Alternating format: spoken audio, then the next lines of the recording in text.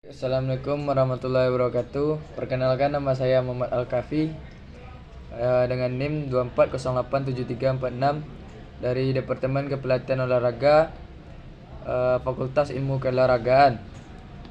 Baik, di sini saya akan mempresentasikan tugas bahasa Indonesia, yaitu pilihlah salah satu bab lalu kemukakanlah dengan pendapat Anda.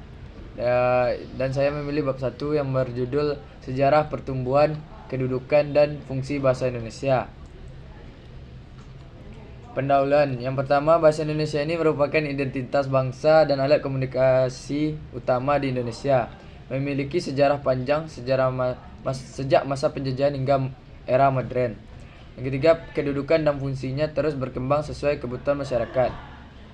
Yang pertama, sejarah pertumbuhan bahasa Indonesia, yaitu masa pra-kemerdekaan.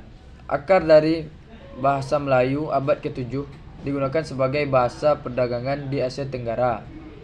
Yang selanjutnya, Sumpah Pemuda 1928, bahasa Indonesia diresmikan sebagai bahasa persatuan. Selanjutnya, Proklamasi Kemerdekaan 1945, bahasa Indonesia menjadi bahasa resmi negara. Selanjutnya, dikembangkan sebagai bahasa pendidikan, sains, teknologi, dan budaya. Yang B, kedudukan bahasa Indonesia. Yang pertama yaitu bahasa nasional. Itu disimbol identitas nasional, alat pemersatu masyarakat Indonesia yang beragam. Yang kedua, bahasa negara diatur dalam Undang Dasar 1945 pasal 36, digunakan dalam dokumentasi resmi pendidikan dan administrasi negara. C, fungsi bahasa Indonesia. Yang pertama, sebagai alat komunikasi, sebagai alat pemersatu, sebagai alat pengembangan ilmu pengetahuan, dan sebagai cerminan budaya bangsa. D, perkembangan bahasa Indonesia di era digital. Yang pertama, perkembangan kosakata baru.